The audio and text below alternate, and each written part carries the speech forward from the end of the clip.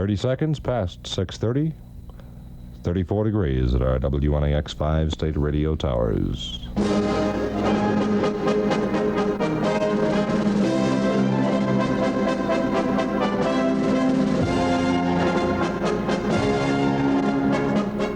Now we switch you to New York City for today's highlights from the National Farmers Union Convention. This special broadcast recorded in New York is presented by the South Dakota Farmers Union and your local gasoline and elevator cooperatives affiliated with Farmers Union Central Exchange and GTA. Farmers Union Grain Terminal Association.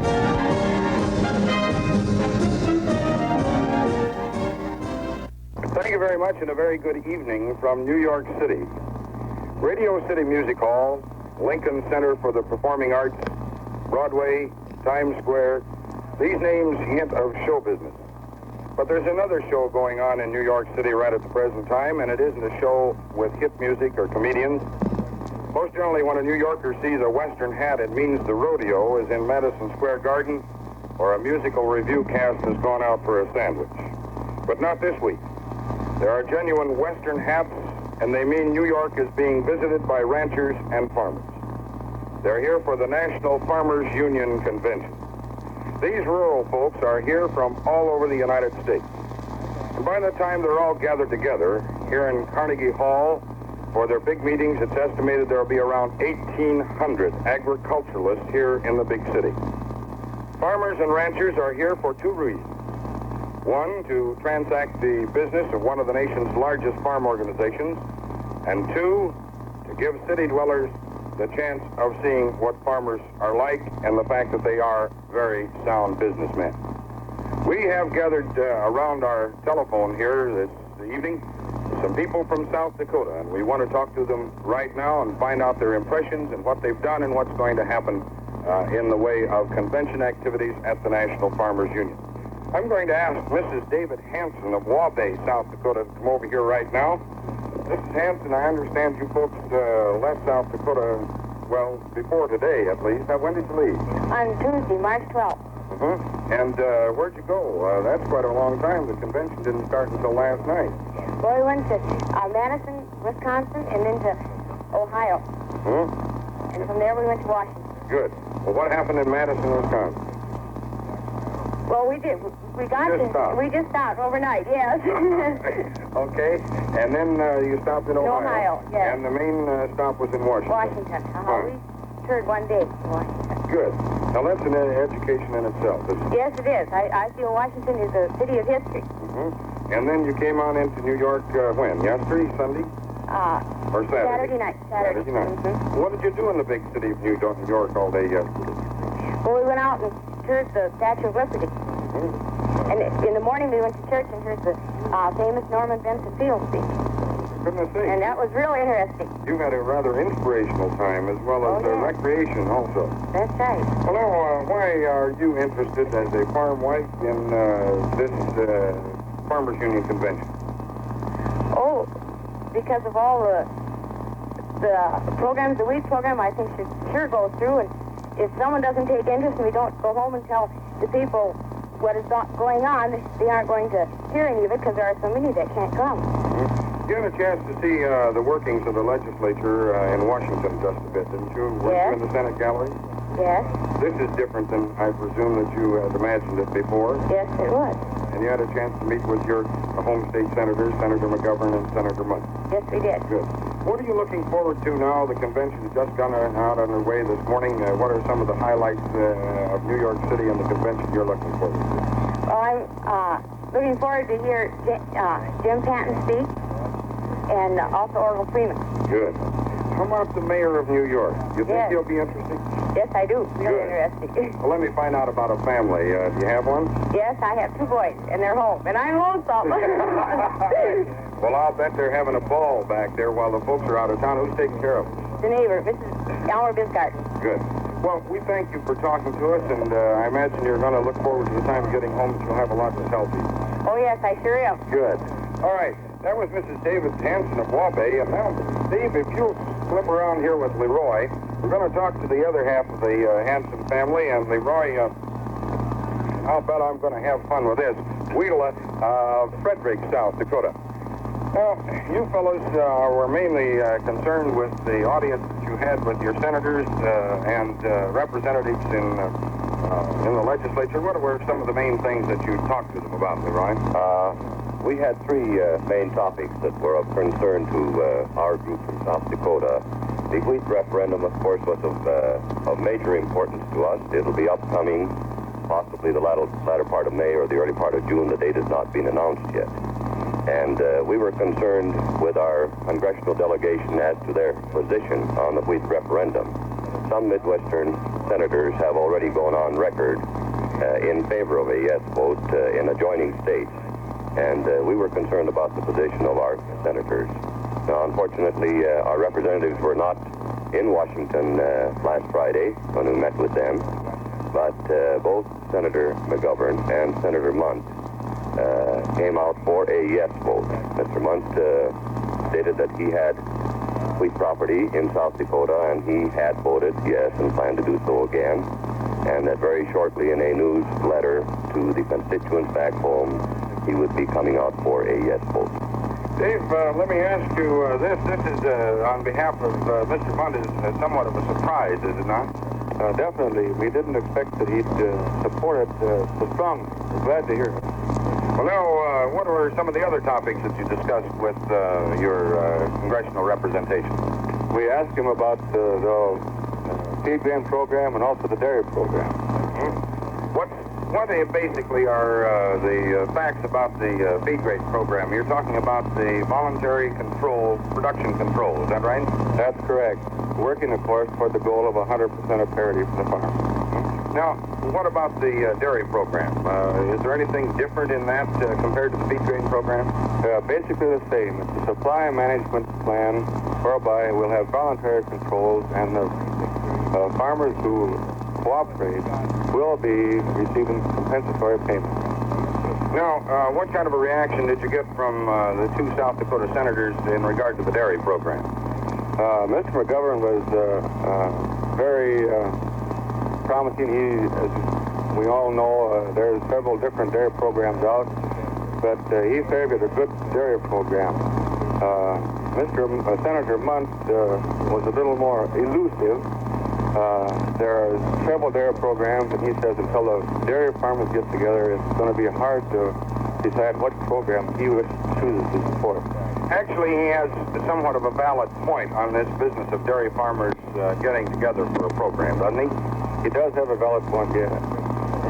Now, any other main topics of conversation with the South Dakota representation? We were talking to Senator Munt some about federal aid to education, and there too he was afraid of too much regulation from the federal government if we receive federal aid. Good. Well, gentlemen, I know you're looking forward to getting into the sessions of the convention here in New York City. I just want to ask one question, Leroy, and that is, what's your impression of New York City?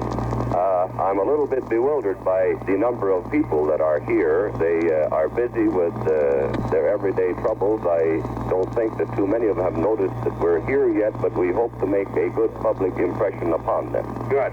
All right. Well, gentlemen, may I ask you to move now, and I'd like to talk to Arlene Sly, who is Director of Education for the South Dakota Farmers Union. And Arlene was doing a real fine job and in good voice last night at the reception, leading the singing and some of the entertainment. Arlene, actually, this isn't exactly where you came in from Huron, though, is it?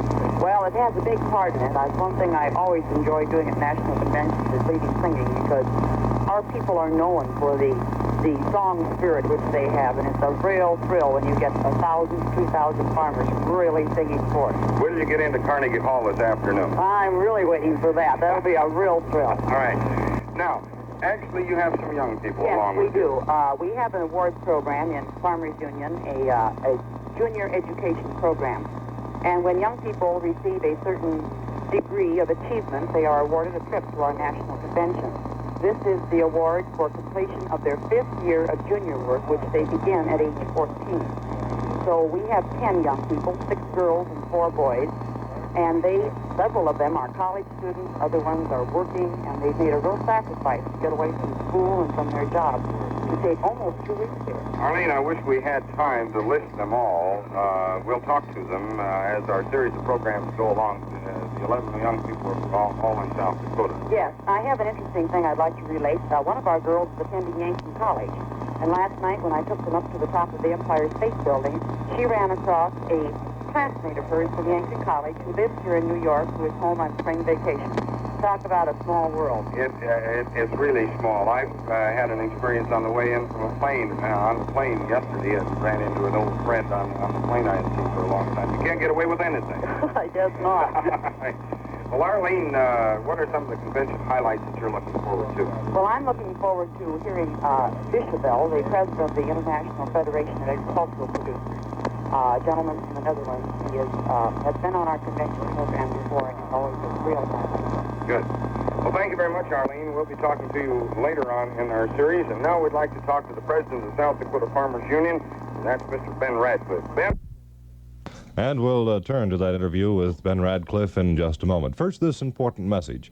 Everyone knows that farmers need a lot of equipment and technical know-how to successfully operate a farm. But the modern farmer also knows that in addition to equipment and know-how, he needs a strong organization to represent him in the nation and the state capitals. And he knows that in this highly organized society of ours, every economic group has an organization to speak up for their best interests. Farmers need to strengthen theirs, and that's why Farmers Union members urge you to join with your neighbors. A total, larger membership in the Farmers Union, they feel, will help make every farmer's voice stronger in the legislative halls. Several thousand South Dakota families are already active Farmers Union members, and how about your family? Talk over the benefits you need for farm representation, and then join your neighbors in belonging to the South Dakota Farmers Union, the organization dedicated to improving farm life for every farm family.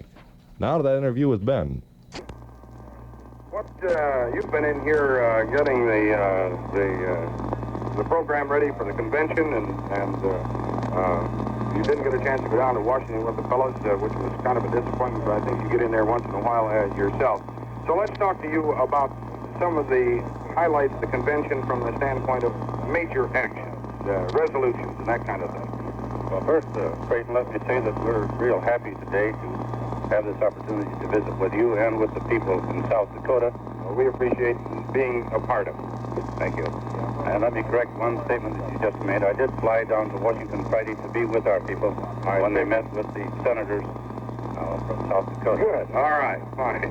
Now, let me say just this, that we have assembling here in New York, one of the largest National Farmers Union conventions in our history.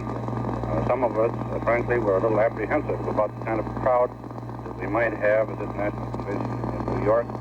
But we're going to end up with probably 2,000 rural people from states from all over the Union, as far west as Washington and Oregon, as far south as Texas and Virginia, east in the New England states, and of course the real heartland of Farmers Union is the Midwest. This is going to be a good show for New Yorkers, really. While there's 8 million people on this island, and we're trying to put 2,000 in here we'll be known that we're here. I'm sure that we'll be noticed. Good. Now, what's going to happen in the convention as you look forward to it? Of course, we don't ask you to predict out and out because you never know how people are going to vote. But what are some of the major pieces of convention business? Yeah, that's right, Creighton. It's pretty hard to predict this kind of convention, just what the delegates will do, because they are delegates elected from the grassroots, by grassroots people back home. I think that we can make an educated guess, though, that these delegates will leave New York after having adopted a program calling for a strong farm program, which will ask at least for 100% of parity for family farmers. We will probably go on record in favor of a voluntary feed grain program, voluntary dairy program, and I predict that one feature that will be stressed in the discussion of all farm programs will be what we have called a family farm cutoff, or a maximum payment or maximum participation that any one farmer could engage in as far as farm program is concerned, so that some big farmer doesn't run away with the farm program. The program should be built to serve farm families. Good. Now, along with the convention sessions of our business, you're going to hear from some of the nation's leaders in agriculture and award those awards also. Yes, we'll be hearing from Secretary Freeman. We'll be hearing from a real prominent newspaper man from France. Of course, Jim Patton, National President of the Farmers Union, will be speaking. We'll be hearing from Mayor Wagner. We have several prominent important people. Good. Well, Ben, we'll be talking to you from time to time during this week, and this is just kind of a headliner as far as the convention is concerned, and so this report is our first one from New York City, and the activities of the National Farmers Union, and you and I have been talking to Mr. and Mrs. Ben, well, not Mrs. Ben Radcliffe. We'll get caught up with her before we get too far along in this program, but the folks from Wabe and Wheatla. Leroy, is that right? Good, all right. And we'll hear more from the South Dakota delegation as we go along. And that's our report from New York City. Well, thank you, Creighton. Farm families have always been independent thinkers. They're interested in keeping their industry in balance, and they usually are willing to devote time and effort to do so. And that's why so many farmers in our area vote in the annual wheat referendum, and why so many sign up in the feed grain program. Farmers are pleased with the program because, well, already this year, 385,000 have signed up to divert almost 8 million acres from corn, grain, sorghums, and barley. Just remember that March 22nd is the last day you can sign up. Participation in the feed grain program benefits you in two ways. First, it's a step in the direction of better, more stable farm prices. And secondly, your participation lets the lawmakers in Washington know you care about your farm business and are willing to protect it. So stop in at your ASCS office, and don't delay. Friday, March 22nd is the deadline. This special broadcast, recorded in New York City at the National Farmers Union Convention, was brought to you by your local cooperative affiliated with GTA for grain marketing and with the Farmers Union Central Exchange. The thousands of farm families who make up the South Dakota Farmers Union have brought you this broadcast as a public service to agriculture.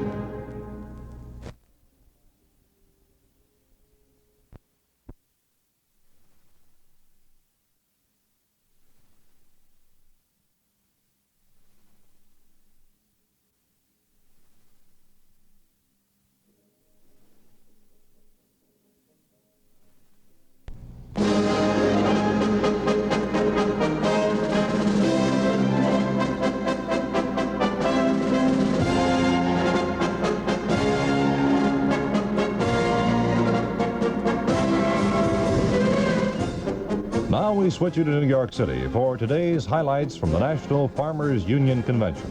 This special broadcast, recorded in New York, is presented by the South Dakota Farmers Union and by your local gasoline and elevator cooperatives affiliated with Farmers Union Central Exchange and GTA, Farmers Union Grain Terminal Association. We'll have Creighton Knau in the report in just a moment. You know, you farmers know your co-op is much more than a grain elevator.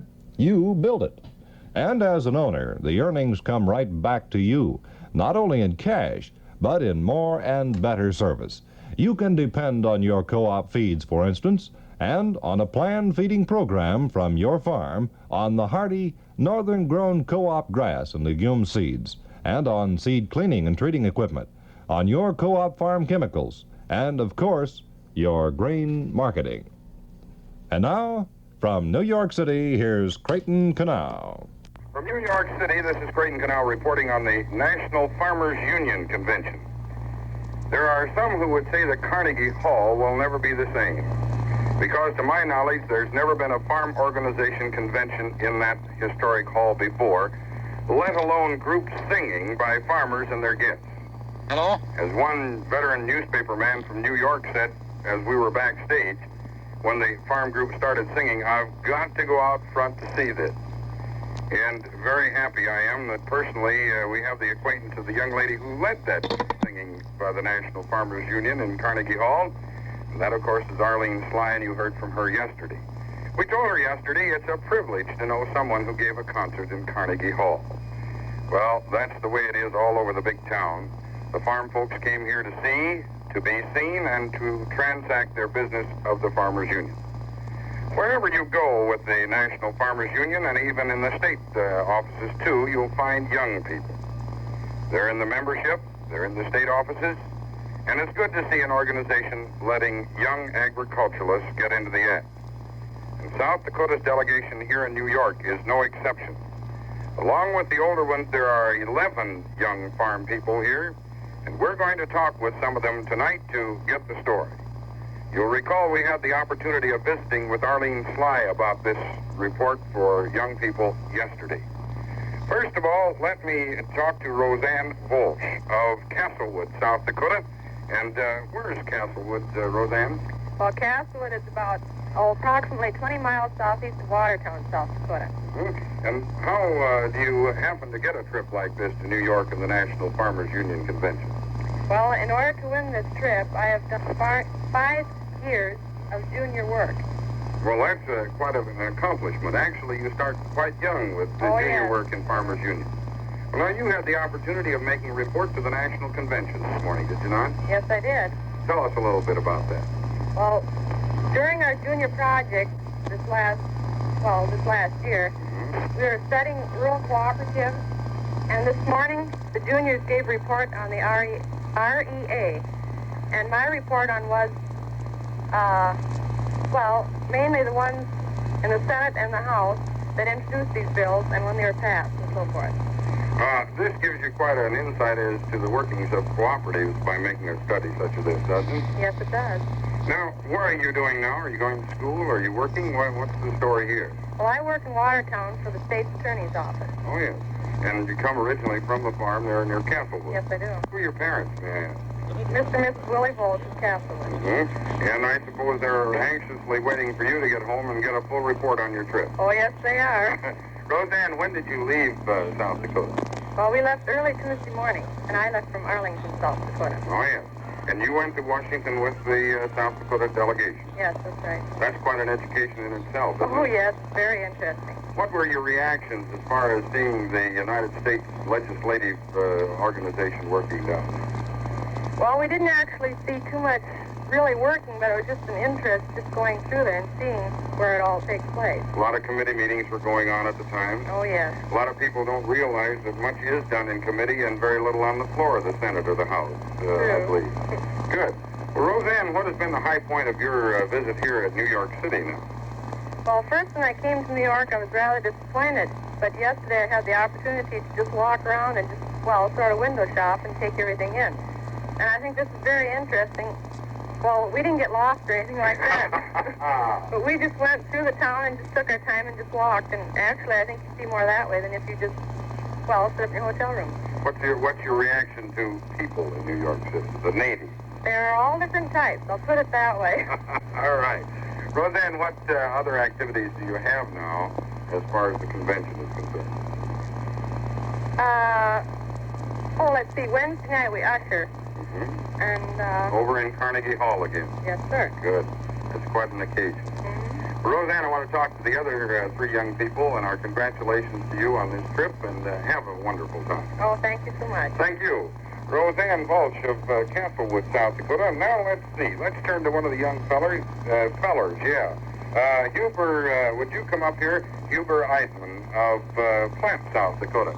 Huber, tell us how old you are, if you will. I'm 22 years old. Mm-hmm. And you were born and raised on a farm out in the Platte area, I imagine? That's right. And been active in young folks' work in Farmers Union. I've been active now for 5 years. Mm-hmm. What kind of activities have you carried on? I worked with the older groups, and I've attended camp. And last summer I went out to Colorado. And the year before that, I went to Minneapolis. And the 2 years before that, I went to Black Hills. Well, now, just exactly why are you interested in Farmers Union work? Well, I enjoy working with others. And I like studying the cooperative way and Farmers Union. Now, you also went along to Washington. What was your impression of our capital city? Well, I thought it was real nice, and it's very interesting to go through. I believe a guy could spend the whole day there and not find out any more than he did before. I think that's for darn sure. Well, when we go back to this business, actually, Farmers Union is kind of a family unit. You don't have a young people's organization split off by itself. You meet as one group on the county level, don't you? Yeah, that's right. We all meet as one group there. Mm-hmm. Now, you too studied cooperatives this past year. Yes, we did. Good. Now, what have been the high points so far of your visit here to New York? Well, we went on Statue of Liberty Sunday afternoon, and we rode on these subways, and them things you have to watch where you're going. You're liable to get left somewhere. Either that or halfway in the door. And yeah. All right. Then I think that you last night went over to Radio City, didn't you? Yeah, we went to Radio City last night, and it's very interesting. When we first got there, we went in, and we didn't know for sure if we wanted to go in or not because the price was so high, but after we got in a while, we thought it was well worth it. Listen, let me tell you something. You got by cheap going to Radio City. Wait till I tell you what the Broadway play cost last night. But it's really an education, isn't it? Yes, it is. Good. Now, what do you think the future of young people might be in agriculture? That's, I didn't tell you I was going to ask you that. Well, I really don't know for sure, but I think they'll have more of an advanced knowledge of it than we've got now, but it's gaining on us. You're looking forward to a career in agriculture? Yes. Good. Well, thank you very much for talking to us. That's been Huber Eidemann of Platte, South Dakota. And now let's see if we can't call Linda Radcliffe over here. We had the opportunity of talking to Dad Radcliffe yesterday. He's president of South Dakota Farmers Union, right, Linda? That's right. Good. All right. Now, you too won a trip into New York and the National Convention through your youth activities in the Farmers Union. Okay. Tell us a little bit about why are you interested in this kind of thing? Because we've always been a farm family, and this is the future of our United States is through the farm. And so naturally we should all be interested and support it. Good. Now, I presume that you would like to get back to the farm operation sometime as farmer's wife? That's true. You got him picked out yet? Mm-hmm. Oh! All right, I won't pursue that one any further. Actually, there's not a competitive thing as far as getting... you'll never hear the last of that one, but there's not a competitive thing as far as getting this trip. It's strictly on the award merit, isn't it? Mm-hmm. All right, tell me what you had to do to win this trip. We had to complete 5 years of junior work, which included projects in our community and in our local and state. Mm-hmm. Now, you too studied cooperatives this last year, and more specifically the REC. True. Good. Now, let me ask you this. Went to Washington, and may I ask your impression of what happened down there? It's tremendous. Well, the legislative process, is it confusing to you, or does it kind of educate you as how things are working there? I was very surprised to find that all the work was done in the committees, and that there was practically no one on the floors in the Senate when we were there. Mm-hmm. And you had the chance of sitting in on the audience with South Dakota's representatives, congressmen, and senators down there. Mm-hmm. Good. Does this give you an idea about pursuing more activities politically when you get a chance? Mm-hmm. Very much so. Good. Now, I know that you went to the Broadway show last night because, by coincidence, we had the chance to sit together. What is your impression of Broadway? Let me put it that way. Certainly different. Did you enjoy the play? Very much. Good. Now, you've been to the top of the Empire State Building. Mm-hmm. That's an awful long way up. What do you think of New York City? Oh, it's beautiful. You think it is? Mm-hmm. Good. And have you had a chance to talk to the people around here? Yes. Most of them aren't as nice as South Dakota people. All right. I think probably that they growl at their individual... They do. All right, good. Linda, thank you so much for talking to us, and congratulations on your trip here to the South Dakota and with the delegation and to the National Convention. and keep up the good work. By the way, what are you doing now? I attend here in college. And what are you majoring in? Business. Good. Fine, Linda, thank you very much. Now we're going to turn to our last young man here that we've talked to today, and that's Andy Berg of Wessington Springs, South Dakota. Andy, you're going to school someplace right now, aren't you? Yeah, I'm going to school at Southern State Teacher. And what are you majoring in? Auto technician. You're going to pursue this after you get out? I'm either going to take that or else I'll go back to the farm. Well, what's your preference right at the present time? Do you have any? I believe the farm is. I still got a way back there, I guess. Good. Now, who are your folks? Mr. and Mrs. Albert Berg. And how large of a farm operation do you have? Oh, I think we own about 1,000 acres out there. Now, this is a ranching operation up there. I know that that's about the break, really. Yeah, we run cattle and we raise hogs, too. Now, what kind of activities did you carry on in the young people's group of your farmers union in order to be here? Oh, I filled out the book. I went to camp and as many as I could. This is quite an education, isn't it? Yes, it is. How early did you start? I started 5 years ago. That's when I was about 6. Or No, wait a minute. No, I guess I don't want to, argue with you, but you're a little older than that. Yeah, I am. Yeah. So 5 years, you were probably about 14. Yeah, I was, I guess. No, the way it is 5 years in the junior here, and then before that we was in a lower group. I see. All right. Well, that's great. Actually, you can start when you're 6 years old. Yeah. Working. Good. Now, you talk about these camping awards and that kind of thing. What do you do on these? Oh, we study on our project, and groups get together and sing and dance and everything. It's really a wonderful trip to take. Now, are you having any fun in New York City? I am. Well, what have you seen that's been the highlight so far? Radio City was one of the things I liked most. The Rockettes really know how to dance in rhythm, don't they? Really fabulous. Good. And I imagine that you like to watch the conventions going on here, too. It gives you a little idea about your own farm organization. Yes, I do. Good. Well, as always, our time always runs out, Andy. And the rest of you here, we've had the opportunity of talking to 4 young people from South Dakota who are here as junior delegates to the National Farmers Union Convention. And that's our report for today. We'll be back tomorrow to talk with Alice in Dairyland from Wisconsin and His Honor, Robert Wagner, Mayor of New York City. Thank you for listening this evening. And from Midtown Manhattan, this is Creighton Knau saying good evening and good farming. Everyone knows that farmers need a lot of equipment and technical know-how to successfully operate a farm. But the modern farmer also knows that in addition to equipment and know-how, he needs a strong organization to represent him in the nation and state capitals. He knows that in this highly organized society of ours, every economic group has an organization to speak up for their best interests. And farmers need to strengthen theirs. And that's why Farmers Union members urge you to join with your neighbors. A total larger membership in the Farmers Union, they feel, will help make every farmer's voice stronger in the legislative halls. Several thousand South Dakota families have already become active Farmers Union members. How about your family? Talk over the benefits you need for farm representation, and then join your neighbors in belonging to the South Dakota Farmers Union, the organization dedicated to improving farm life for every farm family.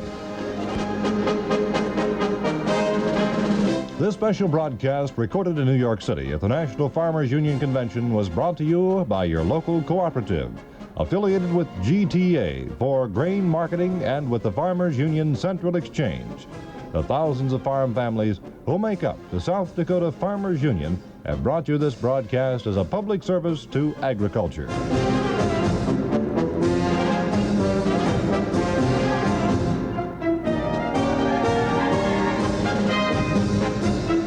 Live State Radio.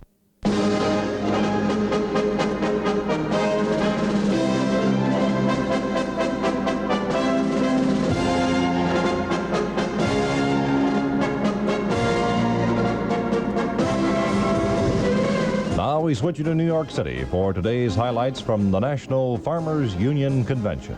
This special broadcast, recorded in New York, is presented by the South Dakota Farmers Union and your local gasoline and elevator cooperatives affiliated with Farmers Union Central Exchange and GTA, Farmers Union Grain Terminal Association. We'll have the report in just a moment. South Dakota farmers know that farming is more than a way of life, it's also a business. Thousands of them have discovered that buying their farm production supplies cooperatively has helped in keeping their farm operations efficient and profitable. Farm supply cooperatives were organized by family farmers to provide goods and services at cost. By pooling their purchasing power in co-ops, farmers were able to save in two ways: on fair prices for the things they bought through volume purchasing, and a share in the co-op's success through patronage refunds. 164 local South Dakota retail farm supply cooperatives affiliated with the Farmers Union Central Exchange of South St. Paul have helped to keep farm production cost in line for their farmer owners by reducing the cost of production supplies by an average of 12%. Now, these local companies buy their supplies from their own wholesale source, the Farmers Union Central Exchange, which is a major producer and manufacturer as well as a distributor. It's the Northwest's largest regional farm supply cooperative, owned by 350,000 Midwestern farm families through 850 local cooperatives dotting the northern plains from the Great Lakes to the Pacific. South Dakota is one of the highest-ranking states in the nation in the number of co-ops, with over 500. These locally owned democratic businesses strengthen South Dakota's farm population and vitalize the rural areas dependent on them. And now, with a report from New York, here is Creighton Knau. A report from the National Farmers Union Convention in New York right now has a very attractive guest. She is Miss Sylvia Lee, who is Alice in Dairyland from Wisconsin. Sylvia, where is your hometown in Wisconsin? Well, I am a farmer's daughter from a little town called Colfax, and that is about 25 miles northwest of Eau Claire. So we are in the northwestern corner. Well, this kind of brings back little memories because, as I told you before, I was farm director in Green Bay for about 2 years and saw two of your predecessors picked, and this is quite a process, and we want to find out about it, and it's quite a dairy promotion for the state of Wisconsin. Well, we feel it is, and I'm very proud to be a representative of it. And I have worked with your station quite often, so we know the Green Bay area very well, and are proud to work with those people. Good. Well, we're sorry that you're not over in South Dakota at the present time. Well, we hope we can get there sometime. The invitation is given right now. Well, thank you. Well, now, tell me a little bit about yourself. Family, how large of a family do you come from? I know that you have to be a dairy farmer's daughter. I'll correct you right away, because this program does not specify that the girl should be a farmer's daughter. She just needs to be single and between the ages of 18 and 25 and a resident of Wisconsin. Oh, I see. But they did get a farmer's daughter this year. They did? Right. Good. I guess there's only been 3 or 4 out of the 15 that have been from a farm. Our farm has 240 acres, under which 200 are being tilled right now. And we raise purebred Holstein cattle. We milk about 30 and have about 50, 60 head. And I have one brother, and it's just the two of us. He's Danny, and he's 13. And gung-ho on farming. We hope that he's going to... Good. But you can't tell about these 13-year-olds. They can change their mind in a hurry. No, but I'll bet he really keeps track of your activity. Oh, yes. I guess we're proud of each other as we can be. We've been far enough apart to appreciate each other's company and companionship. Good. Well, now, Sylvia, I imagine that from time to time you actually got a chance to help out with the dairy farm. Well, that's right. We've been quite fortunate in our situation to always have a hired man, so it hasn't been the responsibility of either mother or myself. But I still like to get out and drive the tractor, and it's my excuse to get that summer tan, see? I don't get stuck in the house doing dishes or something. Well, that tan, along with that very attractive blonde hair, will go very good this summer. Well, thank you. Now, how about, did you get started to school other than high school before you were picked as Alice in Dairyland, or wasn't that in your plan?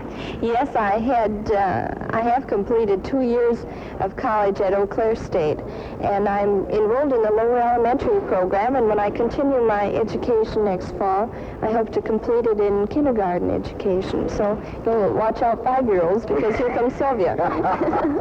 Oh, I wish I were 5 years old again.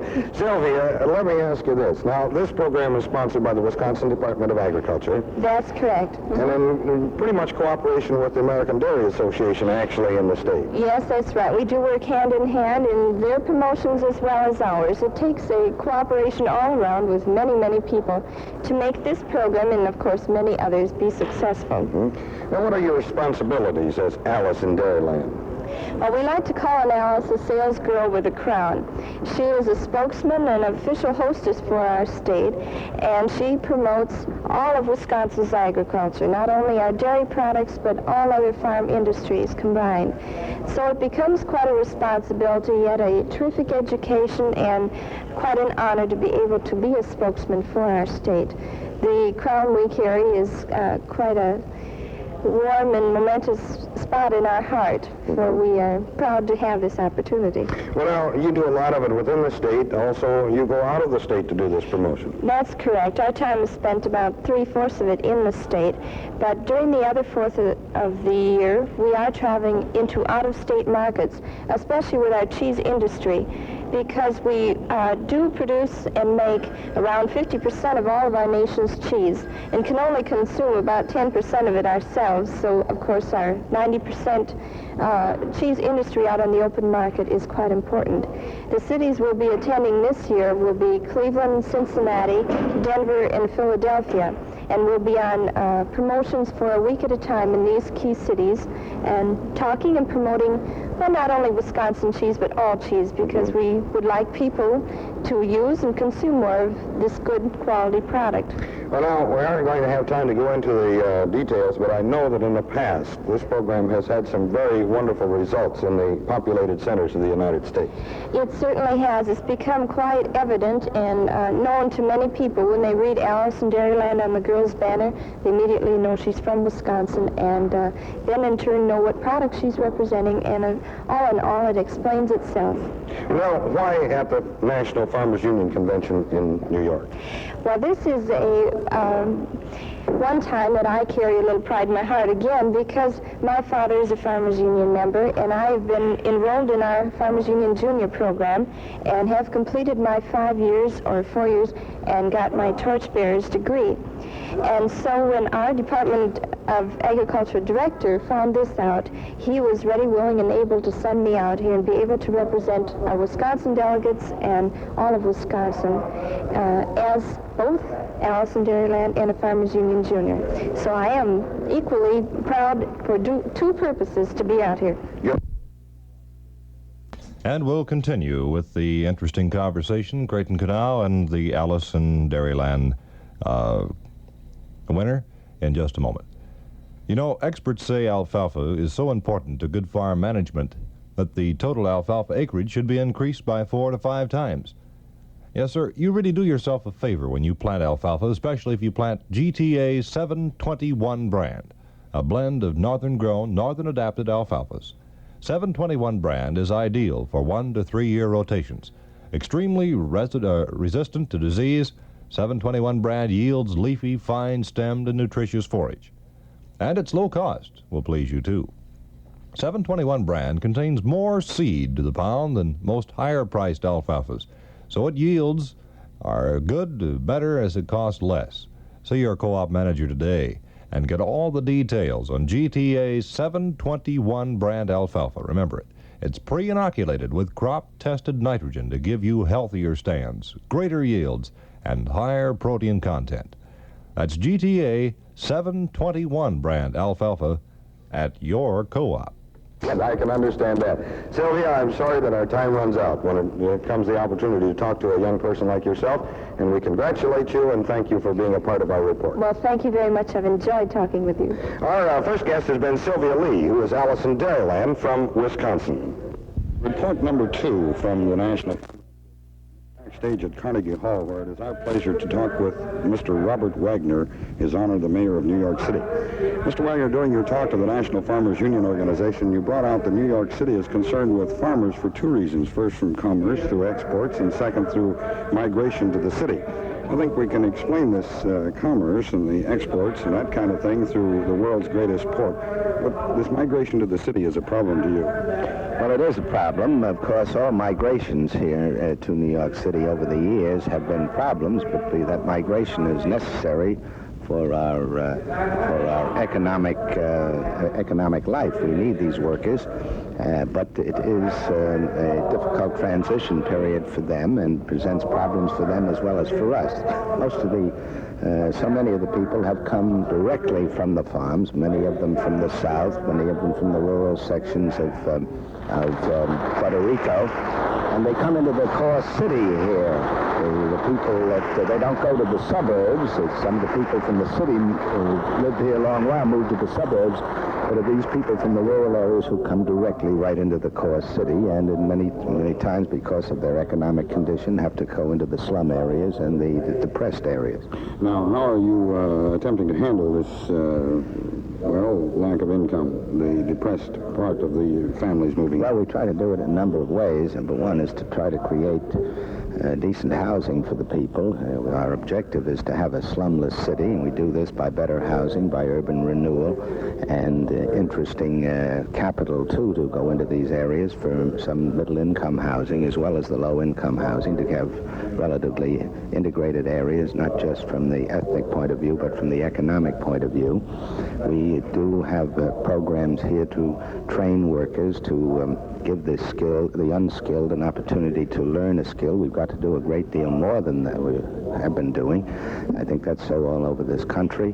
And we wanted to make so many of them feel that they wanted and have some hope and a chance to move ahead. That many of the youngsters that are dropping out of high school don't even look for jobs because they're so discouraged about the conditions under which they live. And this isn't only just because they live in slum conditions, but the lack of interest in the family and in the community and their welfare. Mr. Wagner, as the head of the largest city in the world, how do you feel government should fit into farming?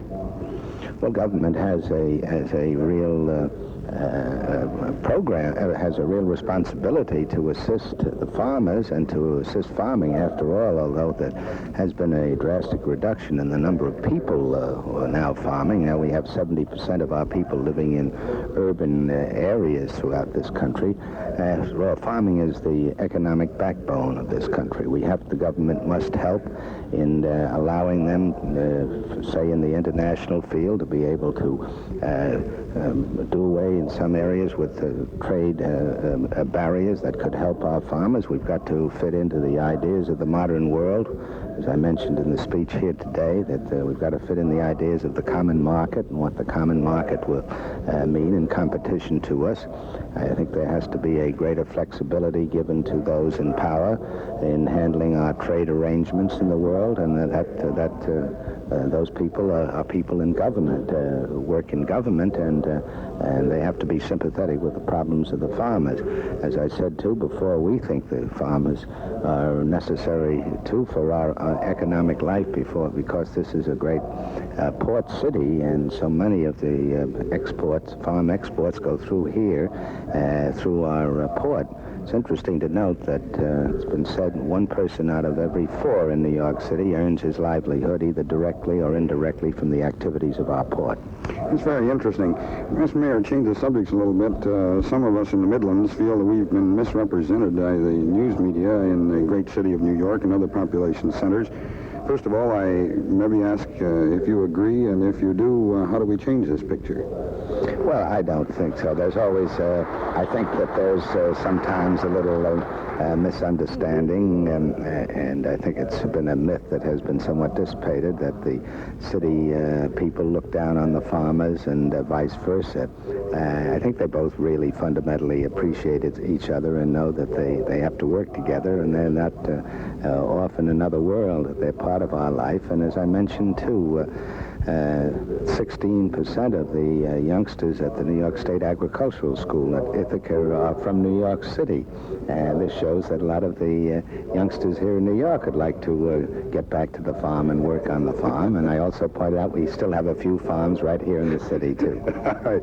One last question, Mr. Mayor, and that is, New York City is a city of unions, and you brought out a little bit in your talk, but how do labor unions and farmers fit together?